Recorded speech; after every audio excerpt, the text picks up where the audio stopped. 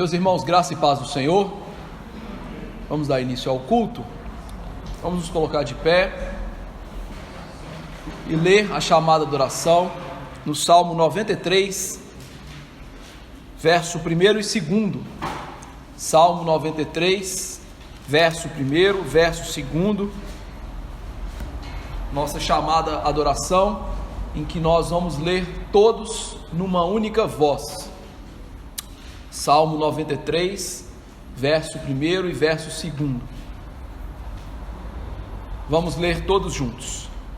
Reina o Senhor, revestiu-se de majestade, de poder se revestiu o Senhor e se cingiu, firmou o mundo que não vacila, desde a antiguidade está firme o teu trono, tu és desde a eternidade. Vamos orar. Deus, tu és Rei sobre toda a terra e sobre os céus. Desde toda a eternidade, tu comandas, ó Deus, a história, e não só a história, mas os seres humanos, os seres morais, os seres, ó Deus, inferiores também da criação. Enfim, tu tens o controle de todas as coisas, ó Deus, e por isso nós te rendemos honra e glória que é devida somente ao teu nome santo.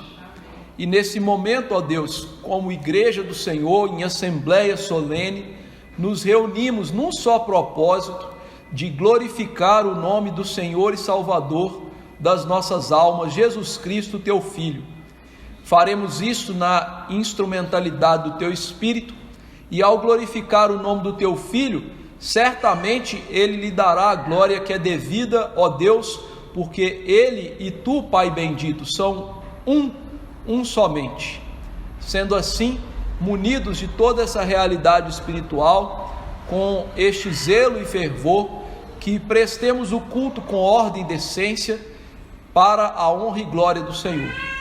Mas também nós sabemos que o Senhor não aceita das nossas mãos o culto que é prestado segundo as nossas imaginações.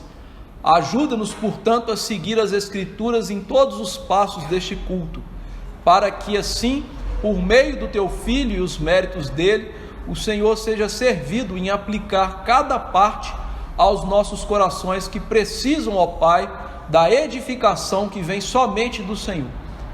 Fale conosco nessa noite, nos traga consolo, nos traga conforto, nos admoeste, nos exorte, enfim, ó Deus, faça o que tu quiseres, ó Deus, para o nosso bem e para o teu louvor.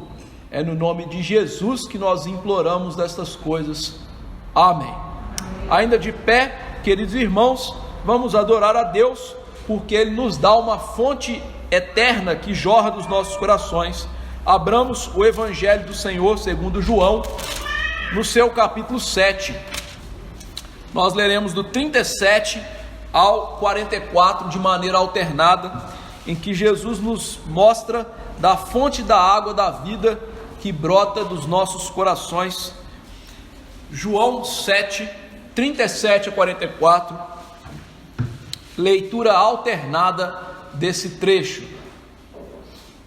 João 7, 37 a 44, assim diz as Sagradas Letras. No último dia, o grande dia da festa, levantou-se Jesus e exclamou: se alguém tem sede, venha a mim e beba. Entre em mim, como diz a Escritura, do seu interior fluirão rios de água viva.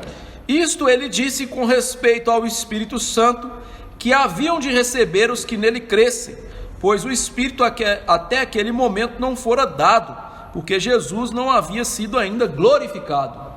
Então, recebendo o povo, tinham ouvido estas palavras, diziam: este é verdadeiramente um profeta. Outros diziam: ele é o Cristo. Outros, porém, perguntavam: porventura o Cristo virá da Galileia? Não diz a Escritura que o Cristo vem da descendência de Davi e da aldeia de Belém, de onde era Davi? Assim, houve uma dissensão entre o povo por causa dele. Alguns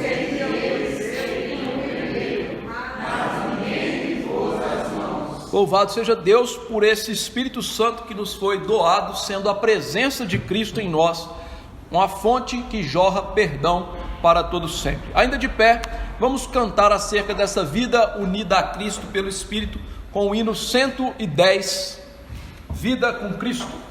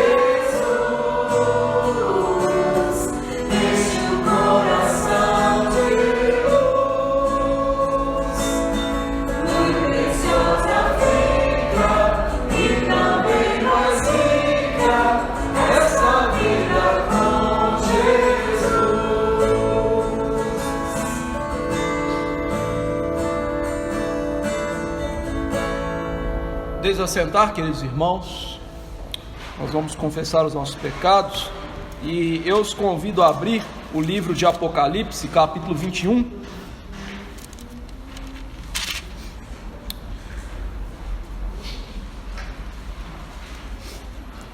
E eu lerei o capítulo 21 todo e o 22 até o verso 5 e peço que os irmãos acompanhem com bastante atenção. Apocalipse 21, todo o capítulo, e Apocalipse 22 até o verso 5. Diz assim a santa palavra de Deus: Vi novo céu e nova terra, pois o primeiro céu e a primeira terra passaram, e o mar já não existe. Vi também a cidade santa, a nova Jerusalém, que descia do céu, da parte de Deus, ataviada como noiva, adornada para o seu esposo. Então ouvi grande voz vinda do trono, dizendo: Eis o tabernáculo de Deus com os homens. Deus habitará com eles, eles serão povos de Deus, e Deus mesmo estará com eles, e lhes enxugará dos olhos toda lágrima, e a morte já não existirá, já não haverá luto, nem pranto, nem dor, porque as primeiras coisas passaram.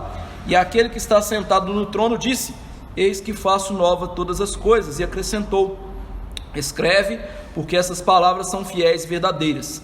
Disse-me ainda: Tudo está feito. Eu sou o Alfa e o Ômega, o princípio e o fim. Eu, a quem tem sede, darei de graça da fonte da água da vida. O vencedor herdará essas coisas, e eu lhe serei Deus, e ele me será filho. Quanto, porém, aos covardes, aos incrédulos, aos abomináveis, aos assassinos, aos impuros, aos feiticeiros, aos idólatras e a todos os mentirosos, a parte que lhes cabe será no lago que arde com fogo e enxofre, a saber, a segunda morte. Então veio um dos 7 anjos, que tem as 7 taças cheias dos últimos 7 flagelos, e falou comigo, dizendo: Vem, mostrar-te-ei a noiva, a esposa do Cordeiro. E me transportou em espírito até uma grande e elevada montanha, e me mostrou a santa cidade, Jerusalém, que descia do céu da parte de Deus, a qual tem a glória de Deus. O seu fulgor era semelhante a uma pedra preciosíssima, como pedra de jaspe cristalina. Tinha grande e alta muralha, 12 portas, e junto às portas 12 anjos, e sobre elas nomes escritos, que são os nomes das 12 tribos dos filhos de Israel. 3 portas se achavam a leste, 3 ao norte, 3 ao sul, 3 a oeste. A muralha da cidade tinha 12 fundamentos, e estavam sobre estes os nomes dos 12 apóstolos do Cordeiro. Aquele que falava comigo tinha por medida uma vara de ouro para medir a cidade, suas portas e a sua muralha. A cidade é quadrangular, de comprimento e larguras iguais. E mediu a cidade com a vara até 12.000 estádios. Seu comprimento, largura e altura são iguais. Mediu também a sua muralha, 144 côvados, medida de homem, isto é, de anjo. A estrutura da muralha é de jaspe. Também a cidade é de ouro puro, semelhante a vidro límpido. Os fundamentos da muralha da cidade estão adornados de toda espécie de pedras preciosas. O primeiro fundamento é de jaspe, o segundo de safira, o terceiro de calcedônia, o quarto de esmeralda, o quinto de sardônio, o sexto de sárdio, o sétimo de crisólito, o oitavo de berilo, o nono de topázio, o 10º de crisópraso, o 11º de jacinto e o 12º de ametista. As 12 portas são 12 pérolas, e cada uma dessas portas de uma só pérola. A praça da cidade é de ouro puro, como vidro transparente. Nela não vi santuário, porque o seu santuário é o Senhor, o Deus Todo-Poderoso, e o Cordeiro. A cidade nem precisa do sol nem da lua para lhe darem claridade, pois a glória de Deus a ilumina, e o Cordeiro é a sua lâmpada. As nações andarão mediante a sua luz, e os reis da terra lhe trazem a sua glória. Suas portas nunca jamais se fecharão de dia, porque nela não haverá noite, e lhe trarão a glória e a honra das nações.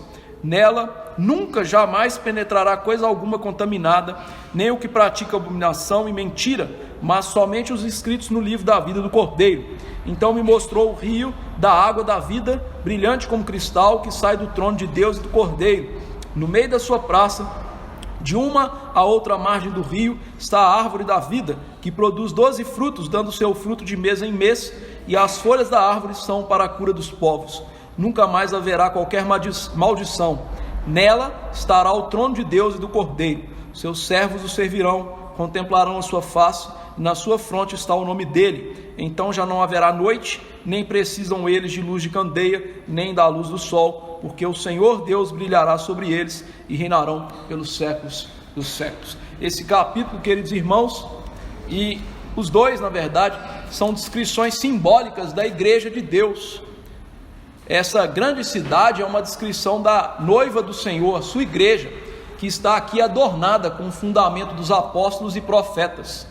Ou seja, essa não é a descrição literal da cidade, mas é uma descrição da beleza da cidade, que tem o seu adorno, a palavra de Deus, e que tem a habitação de Deus consigo. Ou seja, o que João está descrevendo é que no novo céus e nova terra, Deus habitará conosco, e a luz da palavra de Deus brilhará nos nossos corações de tal maneira que não mais teremos pecado, e pelo contrário, seremos curados de todos os males para todos sempre. A maldição não estará mais conosco.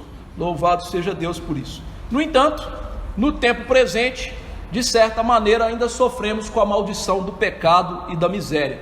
Por isso nós vamos orar silenciosamente, confessando os nossos pecados e já também nos preparando que após o sermão nós vamos cear, tomar a santa ceia do Cordeiro. Então oremos silenciosamente e depois eu peço ao nosso irmão Felipe que nos eleve a Deus uma oração de confissão por todos nós.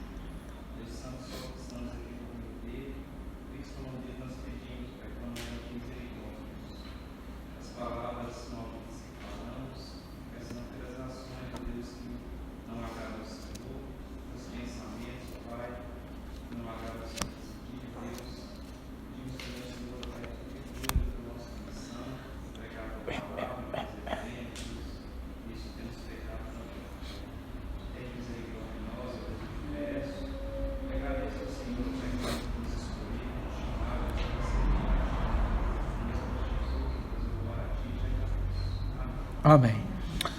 Vamos louvar a Deus pelo rio que corre do seu trono. Abramos as escrituras em Ezequiel 47. E nós vamos ler de 1 a 12 de maneira alternada. Ezequiel 47, 1 a 12, leitura alternada. Ezequiel 47, verso 1 ao verso 12. Essa leitura será feita alternadamente. Livro do profeta Ezequiel. Se alguém tiver aí dificuldade, tá logo após Lamentações, Jeremias, antes de Daniel. Isaías, Jeremias, Lamentações, Ezequiel. Ezequiel 47, verso 1 ao verso 12. Leitura alternada desse trecho. Diz assim a palavra do Senhor: Depois disso, o homem me fez voltar à entrada do templo, e eis que saíam águas debaixo do limiar do templo para o oriente, porque a face da casa dava para o oriente. e as águas vinham debaixo do lado direito da casa, do lado sul do altar.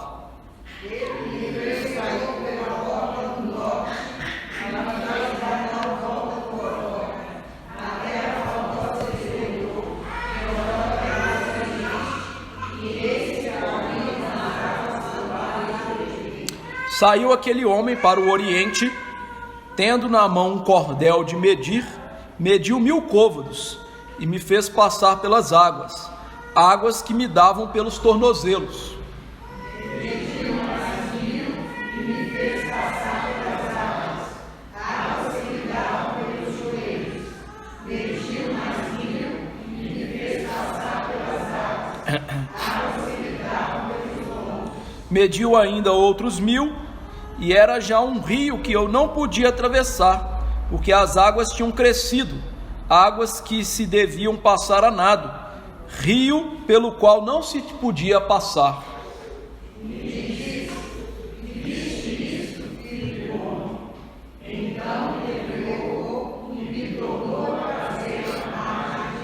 Tendo eu voltado, eis que à margem do rio havia grande abundância de árvores, de um e de outro lado.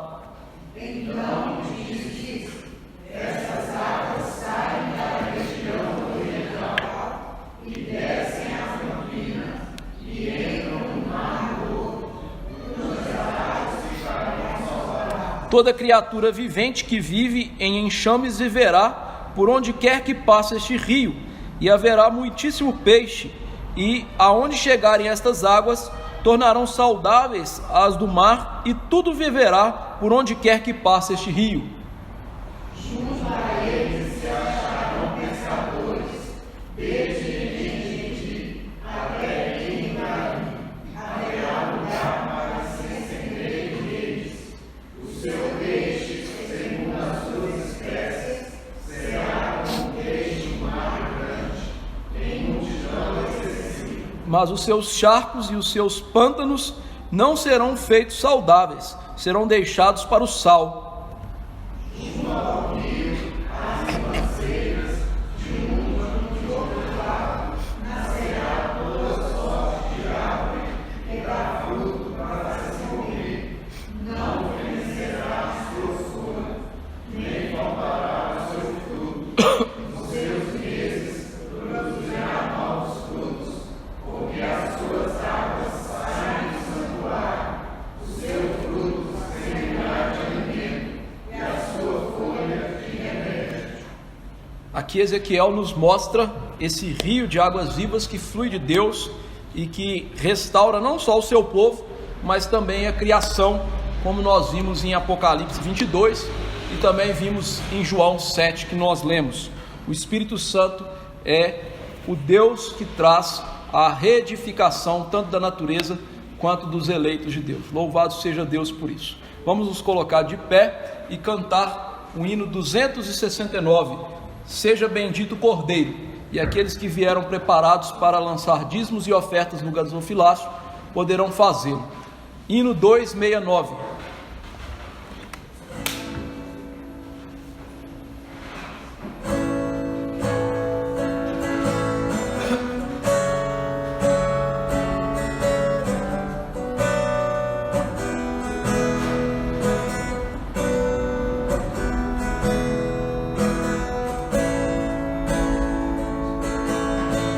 Seja bendito o Cordeiro.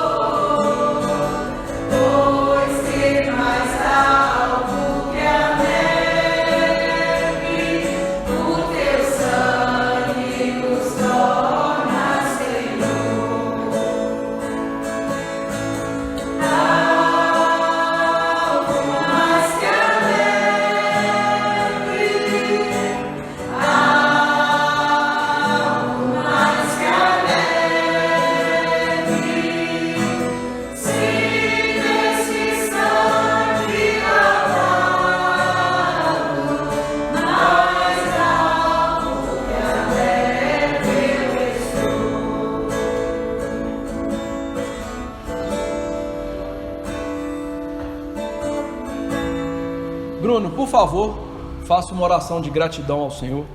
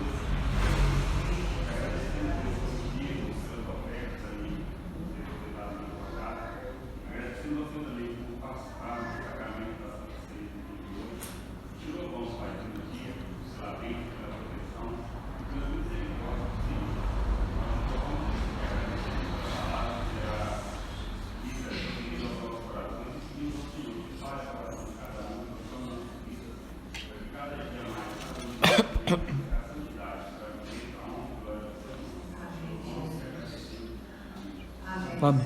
Podemos assentar, queridos irmãos, vamos ouvir a palavra.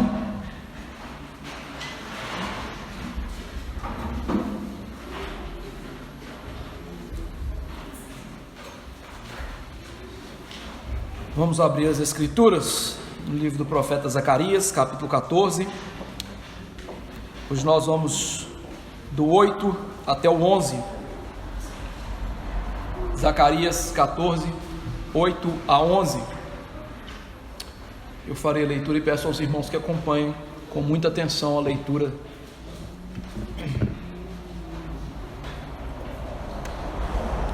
Zacarias 14, 8 a 11. Diz assim a palavra do Senhor: Naquele dia também sucederá que correrão de Jerusalém águas vivas, metade delas para o mar oriental e a outra metade até o mar ocidental. No verão e no inverno sucederá isso. O Senhor será rei sobre toda a terra. Naquele dia, um só será o Senhor e um só será o seu nome. Toda a terra se tornará como a planície de Geba a Rimon, ao sul de Jerusalém. Esta será exaltada e habitada no seu lugar, desde a porta de Benjamim até ao lugar da primeira porta, até a porta de esquina, e desde a torre de Ananel até os lagares do rei. Habitarão nela, e já não haverá maldição, e Jerusalém habitará segura. Vamos orar. Nosso Deus e Pai, nosso Senhor e Salvador, nós agora imploramos a Tua misericórdia e graça sobre as nossas vidas, Senhor. Nós estamos diante da Tua palavra, num livro apocalíptico que já nos é difícil de aprendizado, e ainda nós temos pecado. Muitas vezes nós não nos preparamos adequadamente para o culto e para ouvir o sermão. Nós temos mentes dispersas, corações assoberbados. Por isso eu quero te implorar que o Senhor tenha misericórdia e exerça um grande milagre no coração de cada um nessa noite, para ouvir a palavra do Senhor para a salvação. Ó Deus, eu te imploro isso como pai do rebanho, uma vez que eu entendo pelas Escrituras que só há duas reações naturais diante da Tua palavra: a salvação e a perdição, a edificação e o juízo. E meu Senhor, como sou pai deste rebanho e o amo de todo o meu coração, eu não quero ver os meus filhos sendo julgados pela Tua palavra. Antes, pelo contrário, que eles se arrependam e vivam, que eles pratiquem as Escrituras. E eu te imploro que também isso aconteça na minha vida e na minha família. Que nós, ó Deus, pratiquemos a palavra do Senhor, que a palavra caia num bom solo dos nossos corações. Ó Senhor da glória, e tudo isso eu quero te implorar, porque glorifica o Teu nome, porque honra ao Senhor a palavra ser manuseada e cortar reto as nossas almas.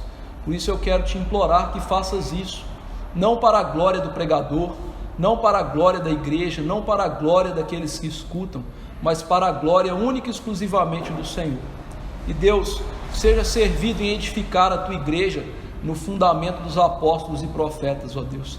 Sem esse fundamento, aonde há de ir o justo, ó Deus?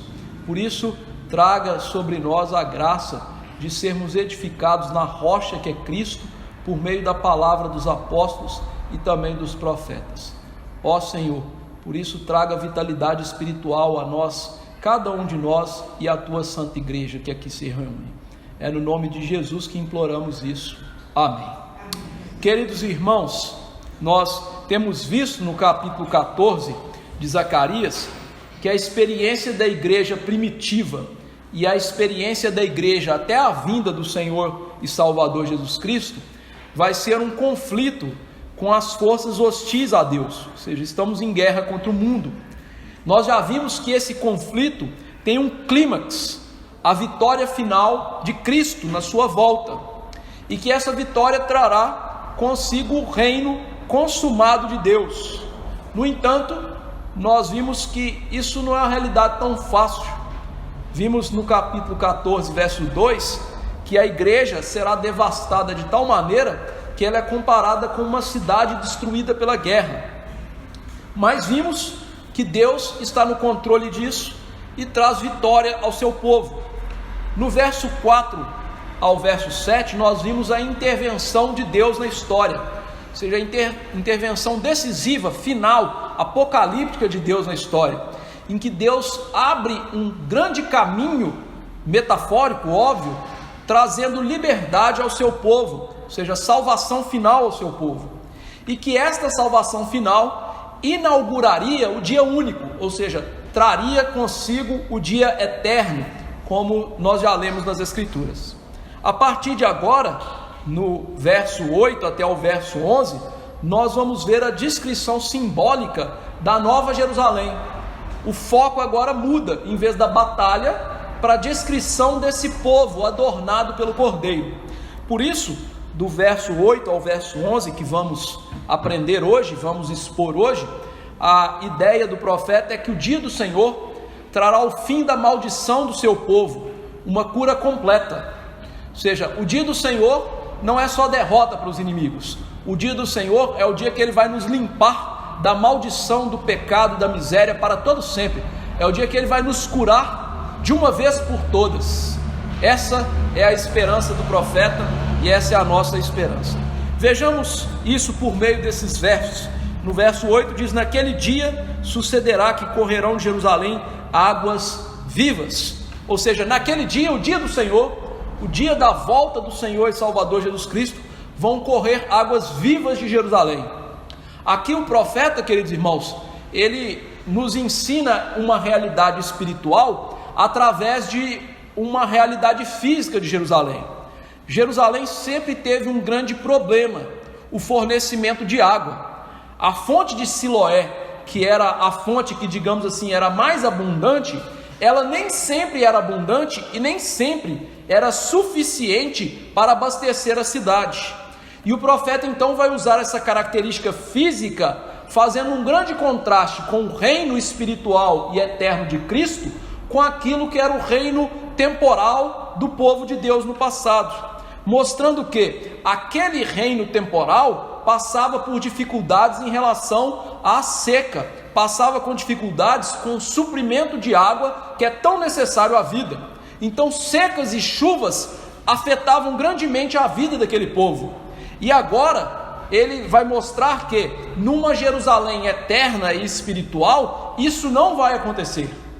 E ele aprende aqui com o Senhor e nos ensina que essas águas que correriam de Jerusalém, interessantemente, elas correriam em dois rios largos, caudalosos, em dois braços, chegando ao Mar Morto e ao Mar Mediterrâneo, mostrando que claramente as águas seriam abundantes, porque aqueles que conhecem um pouco da geografia de Jerusalém sabem que era impossível uma fonte que brotasse em Jerusalém chegasse tão longe no Mediterrâneo e tão longe no Mar Morto.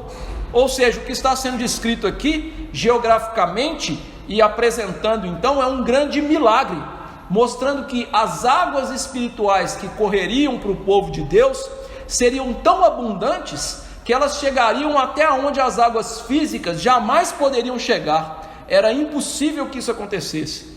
E assim o profeta nos mostra que essa fonte espiritual para o povo de Deus é uma fonte grandiosa. Nós já vimos uma fonte semelhante no capítulo 13, verso 1, que diz: naquele dia haverá uma fonte aberta para a casa de Davi e para os habitantes de Jerusalém, para remover o pecado e a impureza. Agora, aquela fonte do capítulo 13 está sendo descrita aqui de maneira simbólica, como uma fonte totalmente abundante, não como uma fonte pequena que está sujeita às intempéries da guerra, do frio, das chuvas, mas uma fonte tão grande, queridos irmãos, que traz uma abundância de água tão maravilhosa, que Ezequiel descreveu como um rio que não se pode atravessar nem a nado. Veja que essas águas que aqui o profeta diz, eu digo que elas são águas espirituais, porque ele faz questão de registrar que elas são águas vivas. E sempre que você lê sobre águas vivas nas Escrituras, os textos estão se tratando não de água comum, ou seja, de fontes que matam sede física, mas de águas espirituais que matam a sede espiritual, que é a verdadeira sede que o homem tem. O homem, é interessante, tenta matar a sede espiritual com coisas desse mundo, com bens, com prazeres, com drogas, com inúmeros subterfúgios, mas que nunca matam a sede. Ao contrário, a água espiritual que é dada por Deus, ela dessedenta o homem de uma vez por todas. Por isso o profeta está falando desta água, águas vivificadoras, águas que trazem vida espiritual, que restauram o ser humano e que restauram a criação. O Antigo Testamento já havia falado sobre essas águas em Ezequiel, como nós lemos. Ezequiel viu apenas uma fonte saindo do lado sul do templo, e essa fonte, quanto mais ela jorrava, mais funda, mais larga ela ficava, mostrando que de Deus viria uma fonte inesgotável de salvação para o seu povo. Um povo que naquele momento estava perdido, que estava em grandes pecados, um povo que estava sendo aprisionado pelos babilônios. Deus mostra para eles um evento futuro, algo que traria uma fonte inesgotável de perdão. Mais uma vez aqui, Deus está mostrando a fonte do seu poder que vivifica o seu povo, que ele agiria abundantemente e espiritualmente para salvar o seu povo. Então o que nós estamos vendo aqui é a promessa do Espírito Santo, que seria abundante para o povo de Deus, trazendo nova vida ao povo de Deus. Esta água, ela é citada por Jesus à mulher samaritana. A mulher samaritana, ao pedir ou ao ouvir que Cristo pedisse a água, ela estava pensando somente em águas físicas.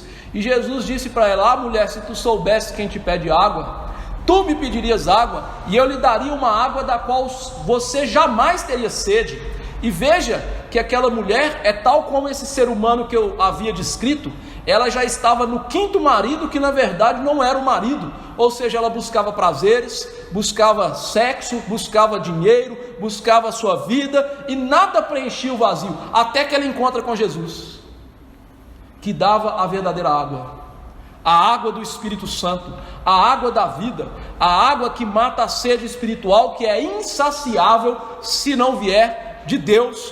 Por isso essa água, ela corre do templo, porque o templo é o lugar de Deus, é a habitação de Deus com os homens. Essa água então, ela flui do Senhor, ela flui de Deus para nós.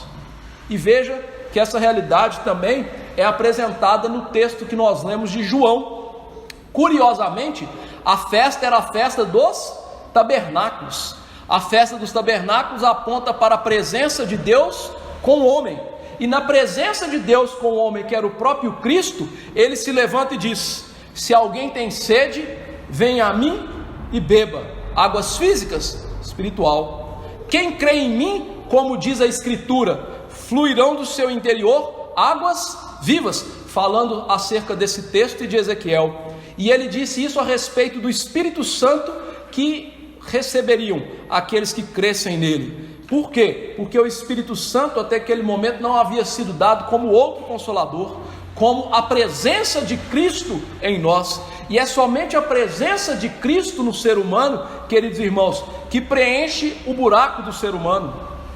Algo que jamais pode ser preenchido por nada nesse mundo. Então esse texto está falando o quê? Na volta de Cristo, a presença do Espírito Santo e o fluir do Espírito Santo serão tão grandes que vão restaurar o povo de Deus de uma maneira como jamais imaginamos. João Calvino diz o seguinte: o homem sem o Espírito Santo é terra árida.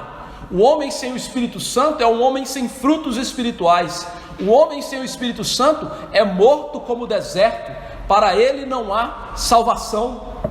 Por isso, queridos irmãos, não só no dia eterno, mas hoje nós precisamos do Santo Espírito de Deus, que traz nova vida, que traz para nós Cristo e o Pai habitando nos nossos corações, que traz para nós a saúde espiritual que tanto precisamos para lutar contra o pecado, a presença do pecado, o poder do pecado nas nossas vidas. E esse Espírito Santo, ele só é nos dado pela palavra, pela voz de Deus sendo ouvida na exposição das Escrituras. O Espírito Santo, ele está ligado com a semente da vida, a palavra de Deus. Ela e ele andam juntos, de maneira que, se não houverem os dois, não há germinação espiritual para a salvação. Dessa feita, o Espírito Santo, quando vem pela palavra, como diria um sábio ensinador do passado, ele se torna o preceptor divino que nos leva a Cristo, a fonte de água inesgotável. A principal função do Espírito Santo é glorificar o Filho como Salvador. E ao nos levar ao Filho, o Filho nos leva ao Pai, e ao nos levar ao Pai, a paz perene, graça e salvação para aqueles que creem. Ele nos convence do pecado, ele nos convence da justiça, ele nos convence do juízo, e ele nos dá uma fonte eterna, uma fonte que jamais para de jorrar. Desta feita, uma das atividades mais importantes do ser humano, como disse Paulo, é encher-se do Espírito Santo, falando entre nós com salmos, cânticos e hinos espirituais, ou seja, as Escrituras, porque não há atividade tão laboriosa, tão gloriosa, como encher-se do Espírito Santo continuamente, para que naquele dia nós tenhamos essa fonte eterna para a cura espiritual, para todo sempre. Mas, queridos irmãos, ainda que tenhamos recebido o Espírito no Pentecostes, e tenhamos recebido o Espírito quando cremos, e recebamos desse Espírito continuamente, a obra não está completa. Deus não fez a obra pronta, completinha ainda na igreja. A obra só vai estar pronta quando o Espírito Santo nos livrar da morte espiritual para todo sempre.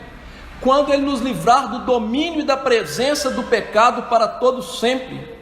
Ainda que sejamos libertos hoje, ainda que a fonte jorre hoje, nós ainda pecamos, ainda nós não temos dessa fonte de maneira plena.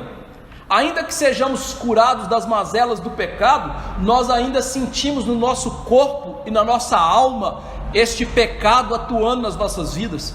Por isso Paulo pôde bradar ao escrever Romanos 7, ó Senhor, o bem que eu quero fazer eu não faço, e o mal eu faço. Por isso, me livre do corpo dessa morte.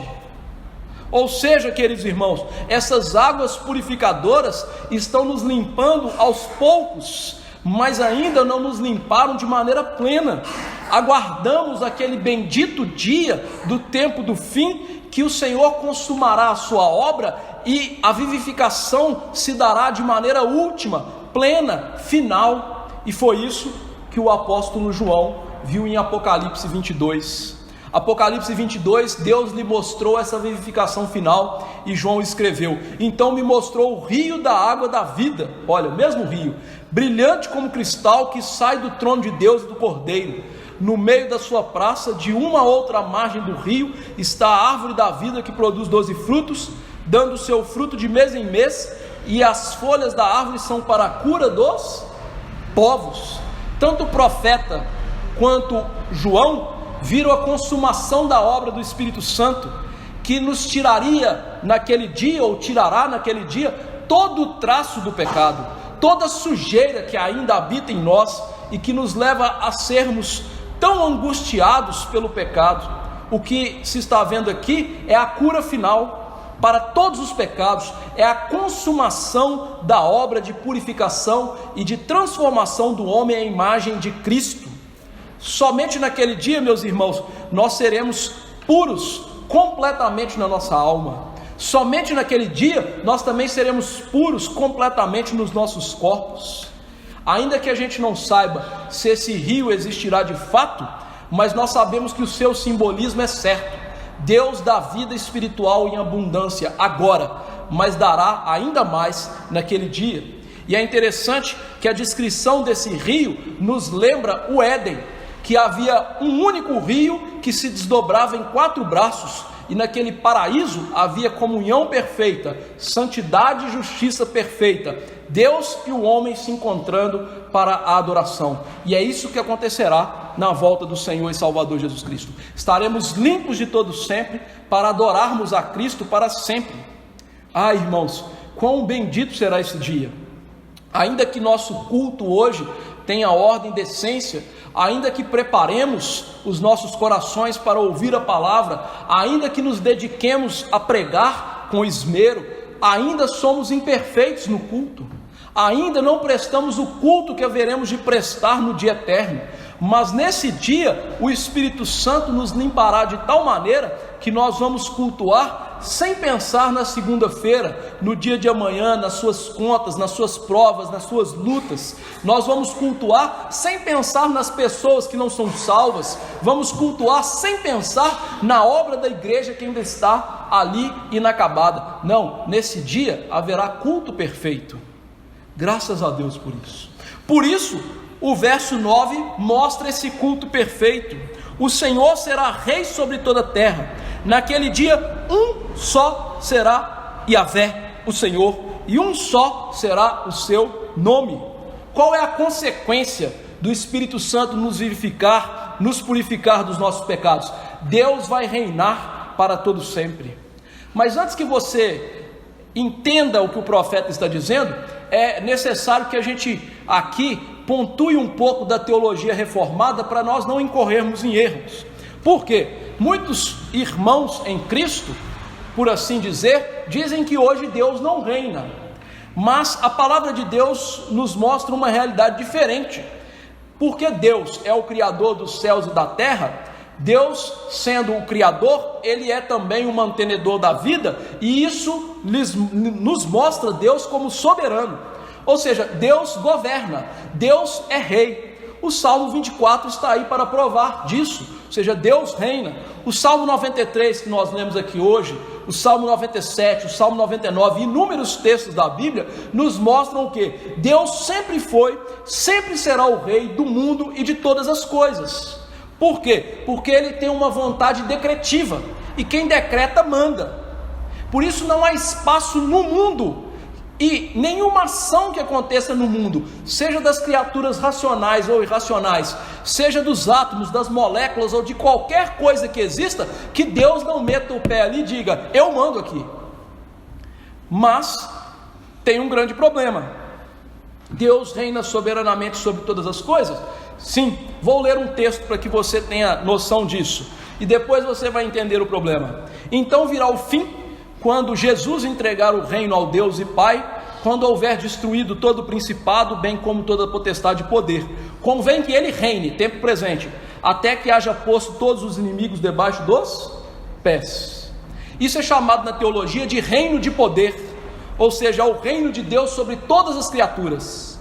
Mas como eu disse, há um grande problema, porque Jesus nos mostrou que há um reino que é interno e espiritual, um reino no coração dos homens. Só que este reino não está em todos os homens. Os fariseus interrogaram Jesus sobre a vinda do reino, e Jesus respondeu: não veio o reino de Deus com visível aparência, nem dirão, ei-lo aqui ou lá está, porque o reino está dentro de vós. Lucas 17, 21. Esse reino interno é chamado de reino de graça. Esses dois reinos hoje se coincidem apenas nos eleitos. Ou seja, Deus não reina no sentido soberano, no sentido de que Ele é precioso no coração dos ímpios. Os ímpios odeiam a Deus. Os ímpios não querem que Deus reine nos seus corações. Ainda que Deus incline o coração deles para onde queira, ainda que Deus governe as ações desses ímpios, Deus ainda não está no coração de todos os seres humanos. E nem nunca estará. Mas hoje, os dois reinos, eles são como se fosse uma realidade paralela. Eles ainda não são perfeitos. Por isso, este texto está mostrando que naquele dia, esses dois reinos, eles vão se entrelaçar de uma maneira que eles não vão se separar mais, eles vão se interpenetrar, como se fossem gêmeos siameses que não se separam. Ou seja, naquele dia, quando o Espírito Santo nos limpar de maneira plena, Deus governará de maneira plena, não só as nossas vidas, mas também o nosso coração. E é isso que o profeta está mostrando aqui, esse governo de Deus, tanto nas nossas ações quanto no nosso coração. E queridos irmãos, para você entender que isso é verdade, você hoje cometeu pecado? Parabéns, está aí um verdadeiro homem de Deus, não é? Sabe que é pecador. E se você cometeu pecado, neste momento que você estava pecando, você estava dizendo para Deus: aqui você não reina. Por isso todos nós levantamos o estandarte ainda de luta contra Deus no nosso coração. Os nossos ídolos são uma bandeira contra o reino invisível de Deus, o reino de graça de Deus no nosso coração. Por isso o culto não é perfeito, por isso a sua vida não é perfeita. Paulo mostrou isso através de uma outra analogia, dizendo que o espírito milita contra a carne e a carne contra o espírito, significando que este reino ainda não é pleno nas nossas vidas. O nosso coraçãozinho, ainda que Cristo reine nele, há momentos que nós levantamos o pendão de discórdia, há momentos que nós somos como adolescentes rebeldes e que não querem fazer a vontade do Pai Celestial. Mas aqui a promessa é de que naquele dia, pela ação do Espírito Santo de Deus, isso vai acabar. Ou seja, Ele reinará soberano nos nossos corações, Ele será o Senhor universal nos nossos corações. Por isso é dito que o Senhor reinará sobre toda a terra. E aqui é interessante porque o reino visível de Deus sobre toda a terra ainda não é palpável ao ser humano. O ser humano tem todas as forças voltadas contra Deus para que Ele não reine nesse mundo. Ainda que seja impossível destronar a Deus, o ser humano tenta fazê-lo todos os dias. Mas naquele dia, queridos irmãos, a tentativa dos seres humanos, ainda que não crentes, vai cessar de uma vez por todas. E mesmo aqueles que não são crentes, Deus reinará sobre eles visivelmente. Por isso, Apocalipse 11:15, verso curtinho, e que é bom a gente gravar, diz: os reinos do mundo vieram a ser do Senhor e do seu Cristo, mostrando que hoje o mundo quer o seu reino parasita, hoje o mundo quer que Cristo não reine, mas naquele dia, na volta do Senhor e Salvador Jesus Cristo, além dele vencer a nossa idolatria interior, ele vai vencer os ímpios de tal maneira que eles vão saber por certo que Cristo reina sobre todos e sobre todas as coisas. A batalha dentro de nós vai acabar, a batalha fora de nós vai acabar. Esse é o dia da extrema alegria do povo de Deus, que vai acabar a batalha para tudo sempre. Mas o profeta diz o seguinte: haverá um só Senhor e um só nome. O que o profeta está fazendo aqui é uma interpretação simbólica do terceiro mandamento. Ou seja, veja como que o terceiro mandamento é interpretado pelo nosso catecismo maior. No terceiro mandamento exige-se que o nome de Deus, seus títulos, atributos, ordenanças, a palavra, os sacramentos, a oração, os juramentos, os votos, a sorte, suas obras e tudo quanto por meio do que Deus se faz conhecido, sejam reverentemente usados em nossos pensamentos, meditações, palavras e escritos, por uma afirmação santa da fé e um comportamento conveniente para a glória de Deus e para o nosso próprio bem e o do nosso próximo. Ou seja, o terceiro mandamento refere-se não só ao nome de Deus, Yahvé, mas refere-se ao culto a Deus e às suas formas de cultuá-lo. O que o profeta então está interpretando de maneira simbólica é: naquele dia o culto vai ser perfeito, naquele dia nós não teremos mais ídolos, naquele dia nós vamos ser unânimes em adorar a Deus. Que dia bendito, não é, irmãos? Em que os crentes, ainda que sejam espalhados em diversas igrejas, que são verdadeiras igrejas por aí, vão estar juntos numa só fé evangélica para adorar a Deus. Que naquele dia todas as falsas formas de adoração, ou no nosso coração, ou na igreja, serão abolidos para todo sempre. A ideia de nome aqui é essa, ou seja, o culto perfeito virá naquele dia, em que nós vamos respeitar o culto a Deus e o próprio Deus de tal maneira que não haverá mais qualquer erro no nosso culto. Por isso, o profeta havia dito antes que o nome dos ídolos ficaria esquecido. Ele estava aludindo a esta mesma verdade que agora ele amplia. A verdadeira religião vai ser tão abundante nos nossos corações que vamos adorar a Deus de maneira plena, pura e sem nenhum tédio, ou seja, sem nenhum problema de adoração. Por quê, queridos irmãos? É curioso, né? Hoje, quando você pega uma pessoa acostumada com igrejas animadinhas, e eu vou usar aqui de maneira bem metafórica, né, irônica, né, quando chegam num culto solene, o que eles vão dizer da nossa igreja? A sua igreja é fria. Eles não sabem nem o que é ser frio, mas fala essa ignorância, né? Nesse dia, essa ideia vai acabar, de que a gente precisa de um culto animadinho. Não, a animação verdadeira sempre foi do coração, da alma, não do corpo, do ouvido, daquilo que toca ou canta. Sempre foi algo da alma. Mas nesse dia isso vai acontecer. Ou seja, o nosso coração vai ter prazer no culto como nunca houve antes, como algo que aqui nós podemos só antegozar. Ou seja, a ideia é que naquele dia nós vamos provar todo o prazer de cultuar a Deus. Por isso o salmista dizia: na tua presença há delícias perpetuamente. Naquele dia nós vamos poder dizer: a tua graça, Senhor, é melhor do que a vida. O Senhor é o meu quinhão na terra dos viventes. Isso vai ser completamente verdadeiro no nosso coração. Mas, enquanto isso, diz Paulo em relação aos ímpios, que todo joelho se dobrará e todos vão confessar que Jesus é o Senhor, para a glória de Deus o Pai. Os ímpios não vão adorar conosco, mas eles vão se prostrar diante de Jesus vencidos, e reconhecerão Jesus como o único rei que sempre existiu. Eles serão condenados. Enquanto isso, nós estaremos cultuando a Deus, reconhecendo o Senhor com prazer, nos curvando diante dele com intimidade, com santa disposição, joelhos santos se dobrando para adorar ao Senhor. Graças a Deus por esse dia. E como será então a igreja? Verso 10: toda a terra se tornará como a planície de Geba-Rimon, ao sul de Jerusalém.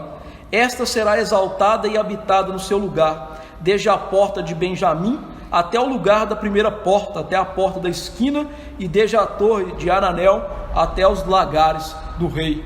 Aqui o profeta está descrevendo simbolicamente a igreja, mostrando que o domínio de Deus é tão grande que a igreja seria elevada, ou seja, a igreja seria de certa maneira glorificada com o Senhor. O que o profeta está vendo aqui é a glorificação dos crentes de uma maneira simbólica.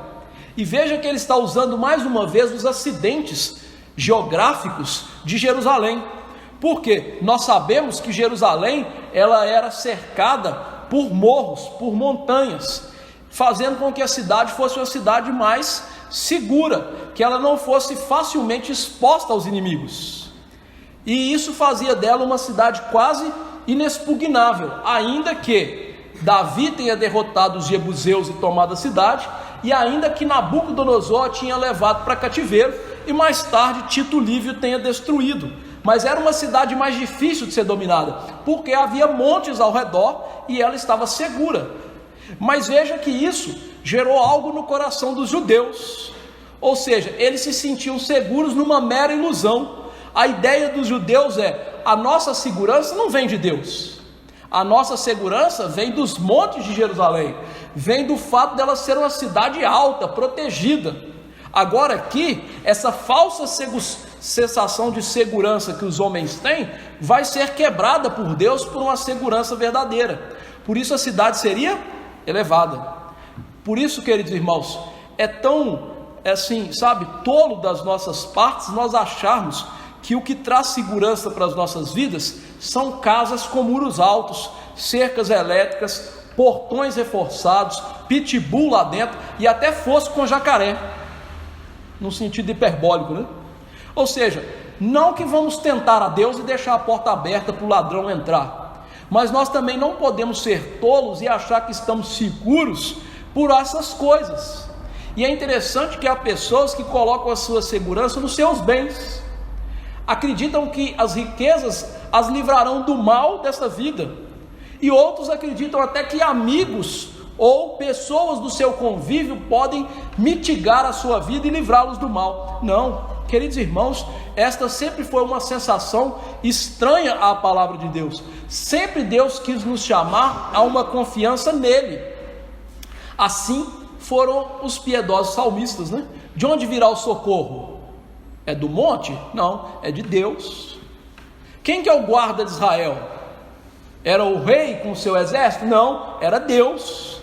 Nesse dia glorioso, essa sensação nossa de segurança nas coisas materiais, na vida, naquilo que podemos fazer, vai ser de todo exterminada por Deus. Deus vai, por assim dizer, minar de nós esses artifícios que nos levam a sentirmos seguros em coisas que são imperfeitas. A nossa confissão hoje deve ser como tal naquele dia: estamos seguros no Senhor. Nosso Deus é o nosso guarda, Ele é o nosso protetor, e mesmo que Ele não nos livre de todos os males, e de fato Ele não o fará, mesmo assim estamos seguros. Por isso cantamos hoje: não há nenhum perigo. Não é porque não havia perigos, é porque Deus controla todas as coisas e protege os seus crentes daquilo que Ele quiser proteger. Infelizmente nós somos imperfeitos quanto a essa confissão de fé, mas naquele dia essa confissão de fé será perfeita, haverá plena segurança em Deus, o Deus que vem habitar conosco. Por isso que o profeta está descrevendo aqui Jerusalém será elevada e os montes abaixados, ou seja, uma cidade elevada com nenhum monte é uma cidade desprotegida. Por que uma cidade desprotegida vai ter segurança? Porque Deus está nessa cidade, porque a segurança é Deus. Além disso, o profeta está descrevendo aqui a glória da igreja na volta de Cristo, como eu disse. Veja que a igreja está sendo elevada, ou seja, é uma descrição simbólica da glória. A Jerusalém aqui, que era toda esplendorosa, sobranceira, bela e ornamentada, que apontava para o que aconteceria com a igreja. A igreja será bela, a igreja será adornada como noiva de Cristo, mas com uma beleza sem igual, uma beleza espiritual. Esta é a beleza que devemos importar. E é interessante que isso é tão prático para as nossas vidas, né? Que Pedro dá um conselho às mulheres. Não que as mulheres não devam se adornar e preocupar com a beleza para o seu esposo, não é isso, mas que elas devam se preocupar muito mais com a beleza espiritual. E isso vale para os homens também, porque essa é a beleza que importa, porque a beleza física passa, queridos irmãos. Você acha que o Brad Pitt com 100 anos vai ser bonitão do jeito que ele é hoje? De jeito nenhum, muito menos você, que não tem o dinheiro que ele tem e não gasta o dinheiro que ele gasta com beleza. Então perceba que sempre nós somos assim, ludibriados pelas coisas que não importam. E agora isso é colocado aqui em perspectiva. O que realmente importa é a beleza espiritual. Por isso a missão de Cristo na igreja hoje não é só proteger a igreja, mas é adornar a igreja com a beleza espiritual. E ele diz: maridos, amai a vossa mulher como também Cristo amou a igreja e a si mesmo entregou por ela. Ou seja, Cristo morreu pela igreja, para que santificasse, purificando-a por meio da lavagem de água pela palavra. Para quê? Qual o objetivo de Cristo ao fazer isso? Apresentar a si mesmo igreja gloriosa, sem mácula, nem ruga, ou seja, sem um pezinho de galinha espiritual, nem coisa semelhante, porém santa e sem defeito. Essa é a beleza que importa, a beleza espiritual. Cristo está tirando toda a sujeira do pecado, Cristo está tirando todos os pés de galinha do pecado, tudo aquilo que nos torna feios, fazendo então que a beleza espiritual seja abundante.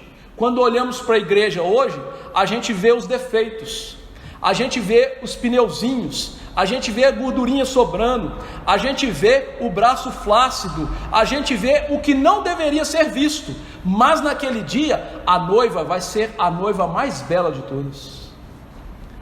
Maridão, pensa aí na sua noiva no dia que você casou com ela, não se comparará com o Senhor e Salvador. Mulher, pense no noivo, não vai ser comparado ao Senhor e Salvador Jesus Cristo. Ou seja, aquele casamento maravilhoso demonstrado em Apocalipse vai acontecer com uma noiva preparada por Jesus. Por isso o apóstolo João viu uma Jerusalém que descia do céu, ataviada como noiva, adornada para o seu esposo. Tanto o apóstolo quanto o profeta estão vendo a mesma realidade, o casamento belíssimo de Cristo com a sua igreja. E o profeta continua descrevendo essa beleza, apontando para a volta de Cristo, como se a igreja aqui fosse algo esplendoroso. Por isso lá em Apocalipse nós lemos hoje na nossa liturgia, João descrevendo a igreja como pedras preciosas, como pérolas brilhantes, como ruas de ouro, como muros maravilhosos, como fundamentos de apóstolos e profetas. Ele não estava falando de coisas físicas, ele estava falando da beleza espiritual que adorna a igreja. Sendo assim, homem e mulher cristãos, façam algo por vocês, busquem o adorno espiritual na vida de vocês. Não sejam belos aos seus próprios olhos, busquem ser belos aos olhos de Jesus. Ele é que importa, Ele é que deve ser agradado. E queridos irmãos, muitos aqueles que se dizem crentes hoje estão adornando-se no corpo, nas vestes, mas jamais terão adornos espirituais para entrar nos céus, porque nunca gastaram as suas vidas com a oração, com a palavra, com as coisas que realmente importam. E veja que toda a igreja vai ser essa igreja esplendorosa e gloriosa. Por isso o profeta usa mais uma vez Jerusalém física para descrever isso. Ele diz que as portas, de Benjamim, a porta da esquina, a torre de Ananel e os lagares do rei serão aí preenchidos. O que o profeta está descrevendo aqui eram vários lugares da Jerusalém física que teriam em abundância a bênção de Deus, mas esses lugares estavam apontando para, curiosamente, as direções norte, sul, leste e oeste, mostrando que toda a cidade seria reedificada, mas não a cidade física, a cidade espiritual. Jeremias viu a mesma verdade em Jeremias 34, 38 a 40, ele diz o seguinte: eis que vem dias, diz o Senhor, em que essa cidade será reedificada para o Senhor, desde a torre de Ananel até a porta da esquina. O cordel de Medi estender-se-á para diante, até o outeiro de Garebe, e virar-se-á para Goa. Todo o vale dos cadáveres da cinza e todos os campos, até o ribeiro do Cedron, até a porta da esquina dos cavalos, para o oriente serão consagrados ao Senhor. Esta Jerusalém jamais será destruída. Falando da Jerusalém espiritual, mostrando o que? A realidade espiritual que o profeta estava nos ensinando aqui é: toda a igreja será edificada. Ou seja, todos aqueles que são espiritualmente nascidos de novo, por completo, serão entregues ao Senhor, completos naquele dia, perfeitos naquele dia, totalmente limpos dos seus pecados, edificados, adornados espiritualmente para Cristo Jesus. Ou seja, o que o profeta está vendo é: Deus vai acabar a obra. Como Paulo disse, que Deus não vai deixar essa obra incompleta, Ele vai acabar a obra que Ele começou em nós. O profeta está vendo o fim da obra, a Jerusalém plenamente limpa do pecado, pronta para o seu noivo, prontinha ali para o culto eterno. Por isso, ela é uma cidade que em toda a sua extensão, ela é transformada. Sendo assim, querido irmão, se você é realmente um crente no Senhor Jesus Cristo, Deus vai acabar a obra na sua vida. É um desespero às vezes, não é mesmo? Nós vemos a obra nas nossas vidas incompletas, nós vemos o pecado ainda com ação nas nossas vidas. Esta obra vai ser terminada, e ela não vai ser ganha por você, ela vai ser ganha por Deus, para a glória de Deus em você. Deus vai lhe preservar e perseverar até o fim, limpando, transformando, fazendo-o de novo, para a glória dele. Ou seja, nós teremos beleza, santidade e justiça mais do que o homem teve no Éden, porque agora isso será eterno. O que o profeta está dizendo então é que na volta de Cristo não haverá mais necessidade de obras, ela estará completa. Mas, queridos irmãos, há aqui também uma realidade não tão gloriosa assim, porque essa cidade ela é descrita como sem muros, e a grande notícia para nós é que, como nós já vimos, nós seremos protegidos por Deus, e não só seremos protegidos por Deus, mas como não teremos mais inimigos, eles serão vencidos. Por isso para nós é uma realidade alvissareira, ou seja, que nos enche de esperança. Nossos inimigos serão derrotados por Deus, eles jamais se rebelarão de novo contra Deus. Mas o lado obscuro é que os nossos inimigos estão derrotados, eles estão fora dessa cidade santa, como nós vimos em Apocalipse 21 verso 8, lá do lado de fora estão os idólatras, os assassinos, os feiticeiros, os mentirosos. Lá do lado de fora, a parte que lhes cabe é a morte eterna. Então, de maneira implícita, o profeta está descrevendo aquele dia de que a justa ira de Deus contra o pecado cai do lado de fora do seu povo protegido, cai do lado de fora da cidade eterna, a igreja, em que ela está limpa e protegida por Cristo. Mas do lado de fora, como o Senhor disse, é choro e ranger de dente. A pergunta que lhes faço é: em qual lugar você estará nessa descrição? Com choro ou ranger de dente, ou com os gloriosos servos do Senhor para todo sempre em culto perfeito, adornados para o Cordeiro? Louvado seja Deus por isso. Verso 11, a descrição termina: habitarão nela e já não haverá maldição, Jerusalém estará segura. Esse verso complementa a ideia de segurança da cidade. Diz que Jerusalém estará segura. Veja que não há mais montes ao redor. Ela estará segura agora, meus irmãos, não em relação mais aos inimigos, mas em relação ao inimigo que Jerusalém tinha, que era o próprio Deus. Veja que esta é uma das realidades tenebrosas da palavra de Deus, que poucos são os corajosos que admitem e pregam sobre ela. Nós já lemos diversas vezes esse texto, mas abra comigo Romanos 5,10. Faço questão de ler todas as vezes, para que jamais esquecemos desta realidade. Não vamos esquecer delas, vou lembrar-lhes sempre. Romanos 5,10. Porque se nós, quando inimigos, fomos reconciliados com Deus, mediante a morte do seu Filho, muito mais, já estando reconciliados, seremos salvos pela sua vida. Paulo é taxativo e ele fala com todas as letras o que todos nós seres humanos éramos antes de ser salvos por Jesus: inimigos de Deus. O maior inimigo que nós tínhamos era o Deus. Por isso essa cidade agora ela está segura, não em relação aos outros inimigos, mas em relação a Deus.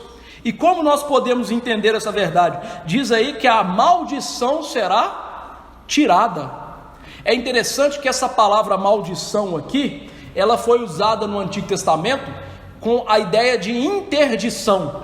Essa palavra ela era usada no Antigo Testamento para destruição de cidades pela guerra. Ela foi usada, por exemplo, na destruição de Jerusalém pelos babilônios. Ela foi usada lá na aliança sinaítica, quando Moisés recebeu a maldição da aliança para o povo de Deus, que seria interditado, morto, destruído por Deus por causa do seu pecado. A interdição foi usada em Josué 6, 17 e 18 para falar da destruição dos cananitas, e foi usada em Isaías 43, 28 para falar da destruição de Jerusalém que viria. Então, maldição aqui é a interdição de Deus em relação ao seu povo. Era a maldição da lei sinaítica que cairia sobre o seu povo por causa do seu pecado. Mas tem um grande problema.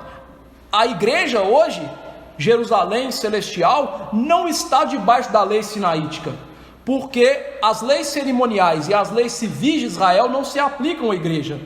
Então, como que a igreja está debaixo de maldição? Como que isso se aplica à igreja? Que maldição é essa? A maldição é a maldição da aliança, que Paulo nos diz que maldito todo aquele que não permanece nas coisas escritas da lei para praticá-los. Por isso Paulo diz que nós não estamos mais da lei, debaixo da lei, e sim da graça. Paulo não está falando da lei cerimonial, ele está falando da maldição da lei moral, que os nossos símbolos de fé descrevem como estado de pecado e estado de miséria.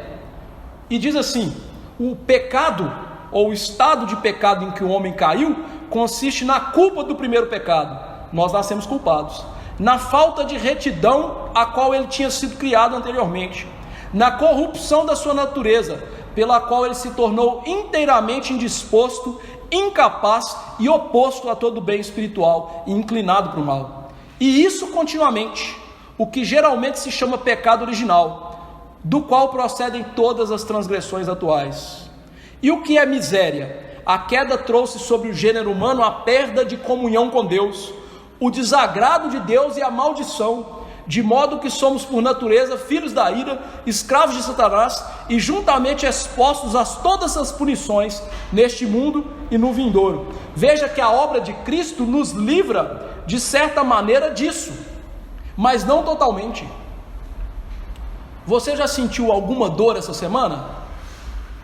Então você tem miséria no seu corpo ainda. Você pecou ainda essa semana? Então você ainda tem pecado na sua vida. Veja que a libertação do pecado e da miséria não ocorre completamente nessa vida. Só ocorrerá na volta do Senhor e Salvador Jesus Cristo, quando Ele reinar perfeitamente no nosso coração, quando Ele nos tirar de tal maneira do pecado e da miséria, quando eles não existirem em nós nunca mais. A ideia então é, hoje ainda nós somos unidos a Deus, mas também separados de Deus. A ideia é, hoje nós já fomos perdoados, mas ainda somos pecadores. Hoje nós já fomos tirados da maldição da morte eterna, mas ainda vamos morrer como salário do nosso pecado. Hoje nós ainda temos pecados atuais, por isso maldição e o seu pecado ainda não foram tirados. Mas naquele dia, sim, não haverá maldição. Não haverá nenhuma separação de Deus e busca do pecado. Não haverá mais nenhum juízo temporário de Deus sobre as nossas vidas. Jamais gemeremos a maldição do pecado, como Paulo diz: quem me livrará do corpo dessa morte? Nossas lágrimas do pecado serão enxugadas, nossos corações serão totalmente de Deus. Por isso, João vê a mesma realidade lá em Apocalipse, em Novo Céu e Nova Terra, e diz: nunca mais haverá qualquer maldição. Nela, na cidade, estará o trono de Deus e do Cordeiro.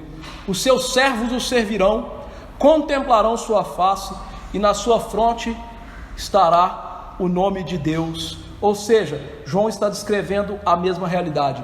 Somente naquele dia, o pecado vai ser tirado completamente. Somente naquele dia, a maldição do pecado será tirada completamente. Então, como viver esse texto? A primeira coisa é entender que nós temos aqui uma profecia muito animadora, em que a graça de Deus vai prevalecer na nossa vida. Qualquer que sejam os males, os problemas, seus perigos, seus medos, suas doenças, quaisquer que sejam as misérias dessa vida, nós vamos ser felizes para sempre com Jesus. E isso tem que ser observado, porque nada pode aliviar mais a nossa dor nesse mundo, das tristezas do pecado e das tristezas de enfrentarmos esse mundo, dos castigos e punições temporários, do que a misericórdia e a graça de Deus triunfarem na nossa vida. Deus aqui está mostrando que o seu triunfo em nós. Deus está aqui nos incentivando a falar como Jó numa confissão de fé: se recebemos as boas coisas das mãos de Deus, ainda receberemos outras, mas também vamos receber as más. Jó 2,10. O que Zacarias aqui então quer nos ensinar é: igreja, nós seremos atormentados pelo nosso pecado, por esse mundo, mas Deus vai ganhar essa guerra de tal maneira que naquele dia não haverá mais trepidação no nosso coração, não haverá mais perigos, não haverá mais nada que venha perturbar a nossa paz. E Deus é suficientemente pleno, poderoso para nos confortar aqui e nos dar conforto final naquele dia. Apliquem isso ao coração de vocês. A segunda aplicação esta é uma passagem notável, em que Deus se distingue de todos os ídolos e a sua adoração de todas as superstições. Nós devemos entender e apressar aqui para sermos atentos e considerar que o profeta nos ensina que nós não devemos ser inclinados a superstições e vaidades de uma adoração imperfeita nos nossos dias. Pelo contrário, devemos nos nutrir com a doutrina santa para que toda superstição em relação ao culto, à vida santa, seja tirada. Porque estas coisas, queridos irmãos, são como um redemoinho que nos leva daqui e para lá e nos levam a um falso culto. Veja quantas igrejas que você pode entrar hoje e ver um falso culto sendo prestado, porque o nosso coração ainda quer cultuar a nós mesmos. Por isso um pastor dizia, certa vez uma ovelha falou para o pastor: pastor, não gostei do culto hoje não. E ele disse: graças a Deus que nós não estamos cultuando você, nós cultuamos a Deus. Se você não gostou do culto, o problema é seu. Se ele foi com ordem, foi decência, a palavra foi pregada, os sacramentos foram administrados, a oração foi feita e foi feita em nome de Jesus, Deus se agradou. Mas hoje não é a tendência do nosso coração? Não gostei da pregação hoje, o pastor foi muito duro. O problema é seu. Isso só vai ser tirado no dia eterno. Mas não é por isso que você tem que conviver com isso pacificamente. O profeta está aqui nos ensinando a adorar corretamente, porque isso é importante. Se não fosse importante, Jesus não falaria: vocês samaritanos, para aquela mulher lá em João 4, adoram do jeito de vocês, mas a adoração verdadeira está em Israel. Percebeu? Adoração é uma coisa importante. E o que Jesus estava ensinando adorar em espírito tem que nos levar a adorar em verdade, de acordo com a palavra de Deus. E é interessante, queridos irmãos, hoje quantas pessoas deixam igrejas sérias? Eu vou sair dessa igreja aqui, por quê? Porque não tem cultinho para criança. Ou seja, onde na Bíblia tem cultinho para criança? Mostrando que essas pessoas querem uma adoração para elas, não uma adoração para Deus. Percebe o perigo? Por isso nós temos aqui que coordenar nosso coração para lançar todas as fantasias da nossa mente, que isso são santas ou setas lançadas por Satanás, para que deixemos de adorar a Deus como Ele quer. A lei de Deus é que rege o culto, a lei de Deus é que deve nos fazer adorar segundo Ele quer. E para que você tenha noção de quanto isso é sério, Deus matou Nadab e Abiú por queimar fogo que não era lícito. Deus matou Uzá por colocar a mão na arca, sendo que ele tinha que carregar a arca no varal. Se Deus não se importasse com o culto, Deus não teria feito isso. Por isso tem muitos mortos espirituais na igreja, porque querem um culto para si, não para Deus. Terceira aplicação: a obra presente de Cristo já nos livrou, ainda que não completamente, do estado de pecado e miséria. O pecado infelizmente está em nós. Temos todos os dias provas de que o pecado tem certa influência na nossa vida. Ele não nos domina, mas ele ainda leva à tristeza por agir em nós. Muitas vezes nós não temos alegria de servir a Deus, porque o pecado está roubando essa alegria. Lembre de que Davi disse: Senhor, restitui a alegria da minha. Por quê? Porque ele estava em pecado, meu amigo. É o pecado que tira a alegria de servir a Deus. Sendo assim, queridos irmãos, viva a vida santa e entenda que tenha atitudes corretas em relação a Deus. Lute com o pecado dentro de você, use a palavra de Deus para te limpar, que aí sim você vai ter a verdadeira alegria espiritual.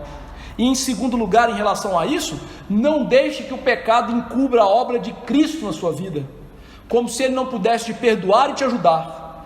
Cristo é maior do que o nosso pecado. Nem mesmo o pecado hoje pode nos separar de Jesus. Jesus um dia vai tirar todo o pecado. Hoje ainda não, mas um dia nós seremos perfeitos em Cristo. Quarta aplicação: leve em consideração a miséria do mundo. Muitas pessoas se enganam acreditando que as misérias do mundo podem ser resolvidas com educação, com avanço tecnológico. Me dá uma raiva quando eu escuto os crentes falando que o problema do mundo é educação. Eu acho que eles estão lendo a Bíblia de Satanás, porque a Bíblia de Deus fala que o problema do mundo é pecado e a miséria do pecado. Ou você acha que na Suécia não tem pecado? Na Suíça? Percebe? O problema nosso é o pecado e a miséria. As misérias do mundo vêm com o pecado. Enquanto houver pecado, vai ter miséria. Então não caia desse papinho que a chave da coisa é educação, ecologia, cidadania ou voto. A chave para as misérias da vida serem tiradas é a volta de Cristo, quando Ele tirar toda a miséria do pecado. E é interessante que as igrejas hoje são tão ignorantes e nécias quanto a isso, que elas se enredam em obras sociais como se o papel da igreja fosse a obra social. E elas ainda usam como desculpa o seguinte: nós damos sopão para pregar Jesus. Onde é que você já viu Paulo dando sopão na Bíblia para pregar Jesus? Você já viu? Paulo juntando o povo lá na Ágora, lá em Atenas, falando assim: vem cá, tome a sopa e eu vou falar de Jesus para vocês. E por que a igreja faz isso? Porque a gente tem que cuidar da miséria. Mas Paulo mesmo diz: quem não quer trabalhar, que não coma. Deixa o homem passar fome, que ele vai trabalhar.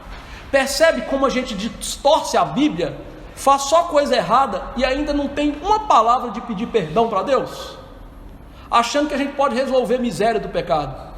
O problema do homem não é a miséria, meu amigo, não é a roupa que ele usa, não é ele estar morando debaixo da ponte. O problema dele é o pecado, porque Paulo estava dentro de uma cadeia, todo sujo, eu não vou falar a palavra aqui, e estava cantando e adorando a Deus dentro de uma cadeia.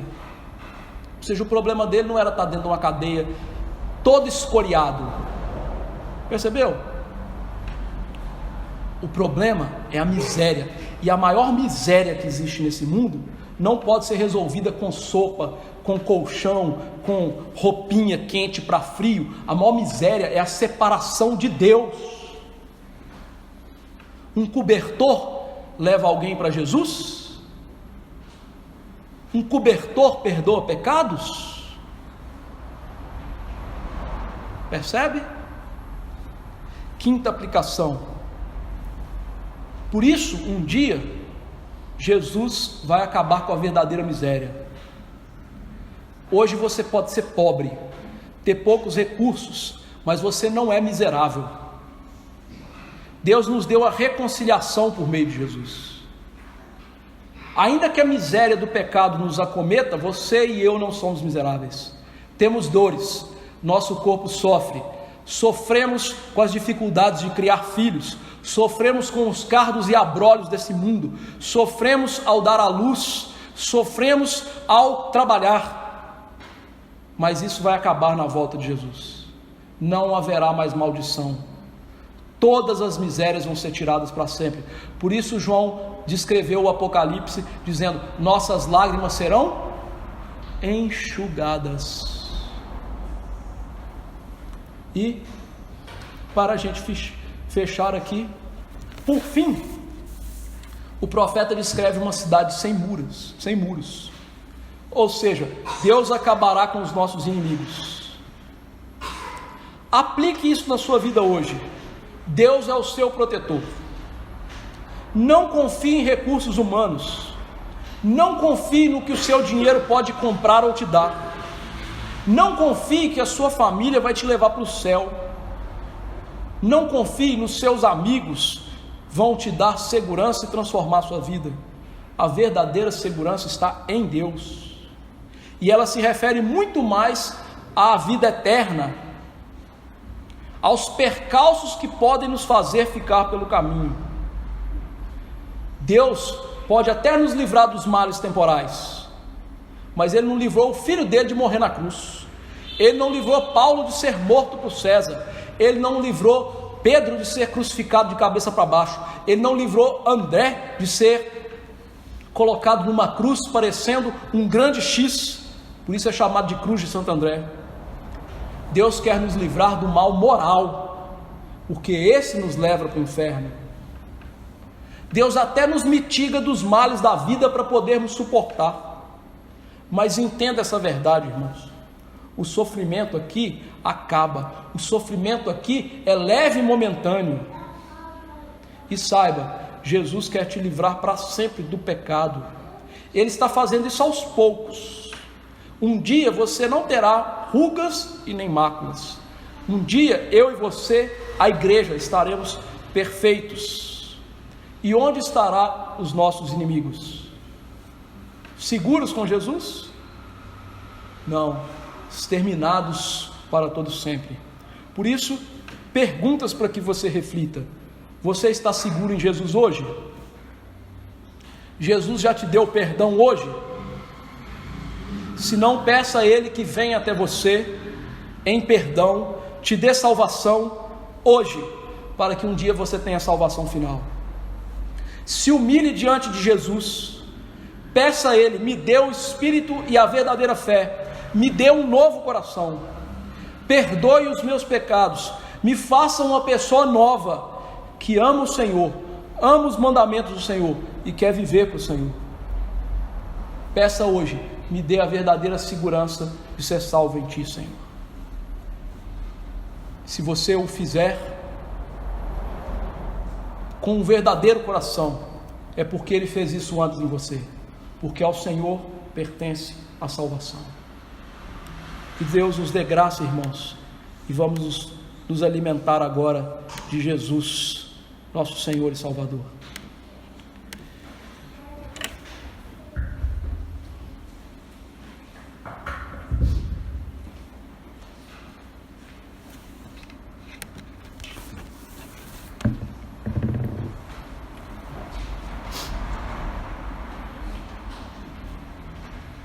Seu Zé Cláudio, por favor, vem aqui à frente para me ajudar. Lu, já para você vir aqui ou está ajudando a Flávia? Se der para você vir aqui, me ajuda aqui hoje, por favor.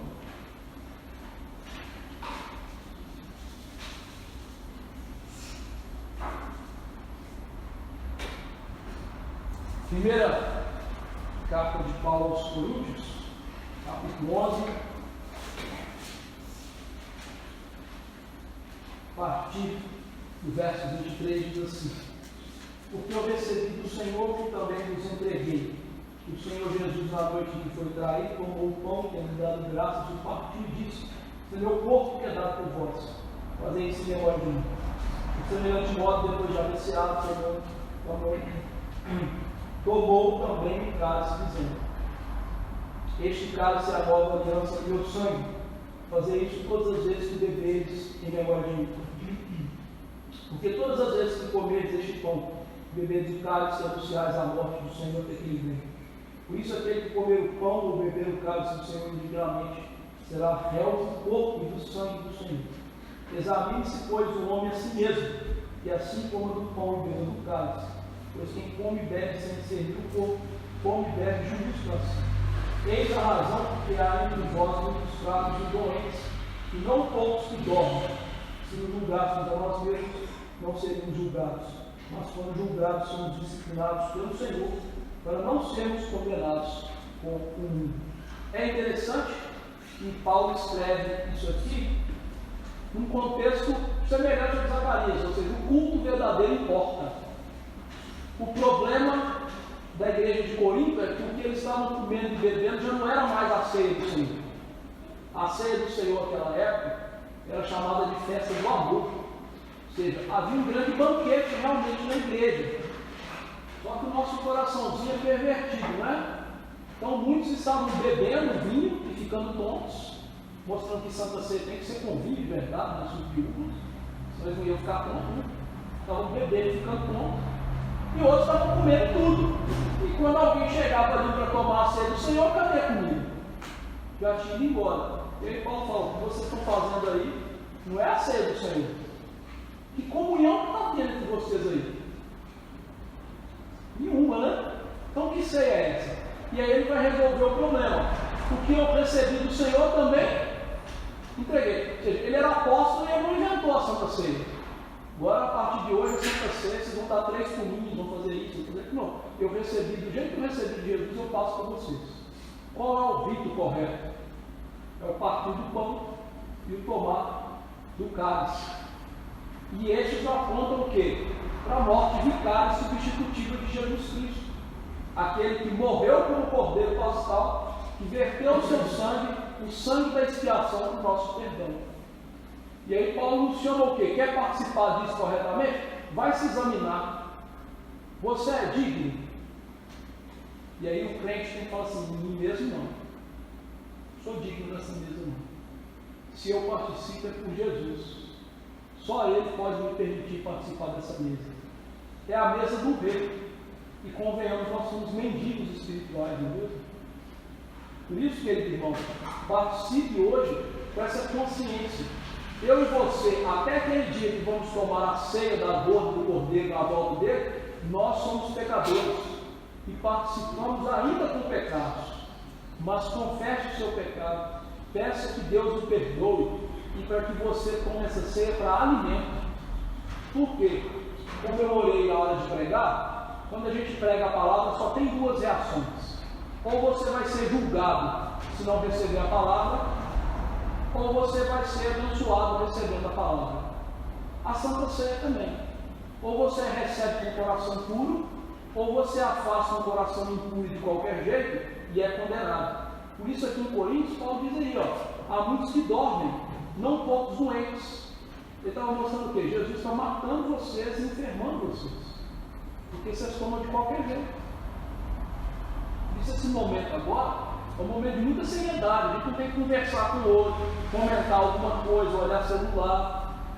Agora é o momento de focar em Cristo. Focar na miséria do seu pecado, no perdão que há em Jesus. A gente toma a Santa Ceia, parece que está comendo um pãozinho assistindo o jogo da Atlético. Vai ser condenado, sim.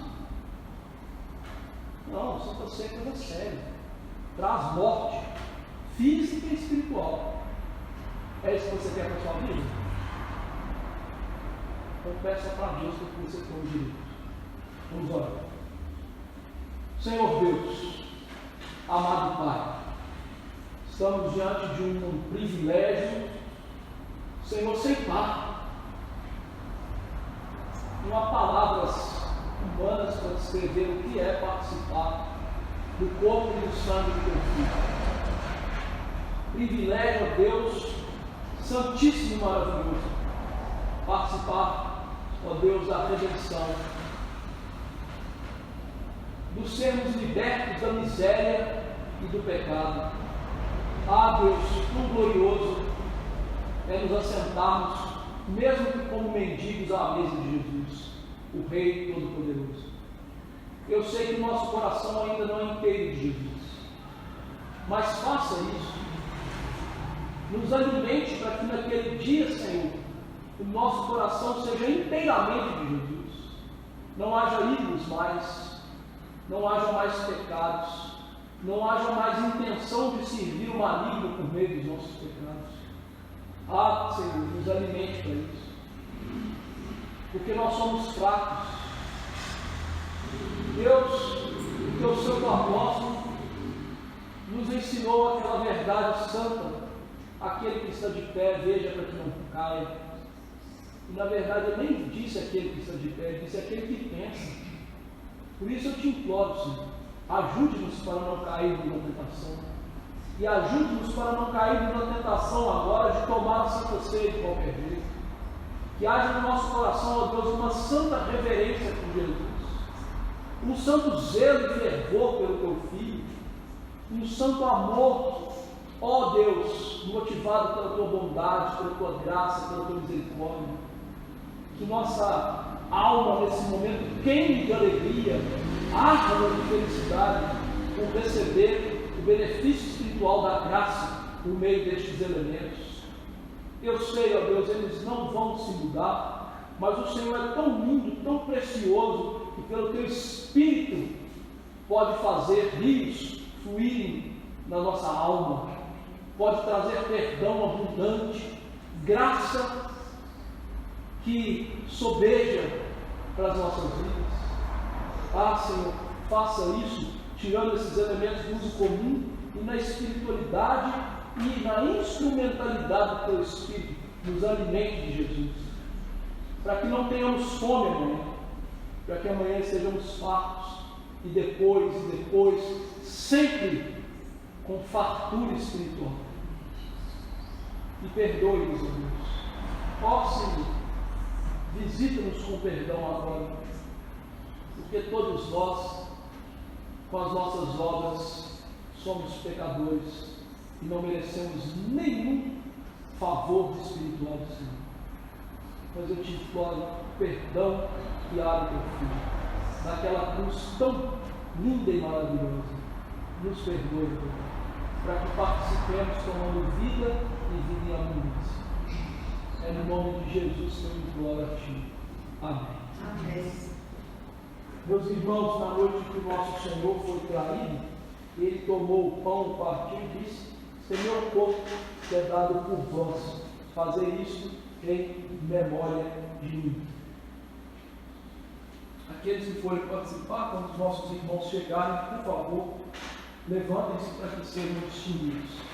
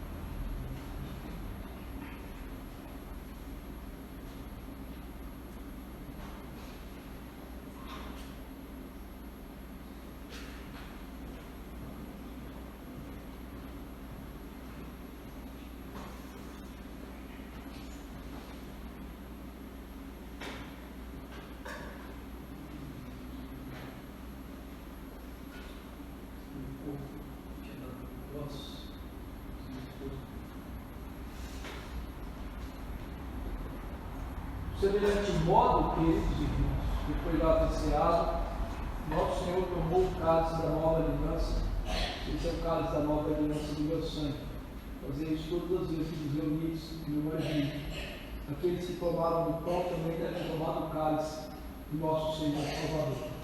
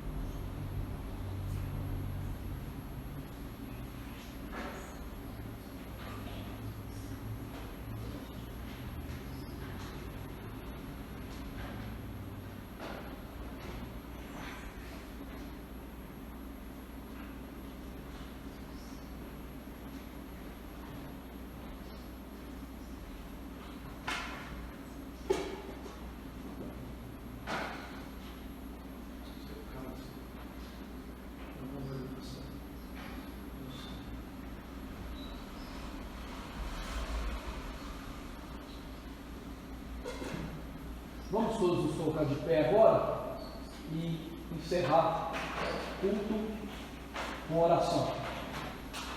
Senhor Deus, te bendizemos pela Tua palavra, nos dá esta nota de esperança por aquele dia em que seremos perfeitos, adornados espiritualmente, e estaremos com Cristo, ó Deus, livre da maldição, do pecado, da miséria para todos sempre. Louvado seja essa realidade bendita e maravilhosa.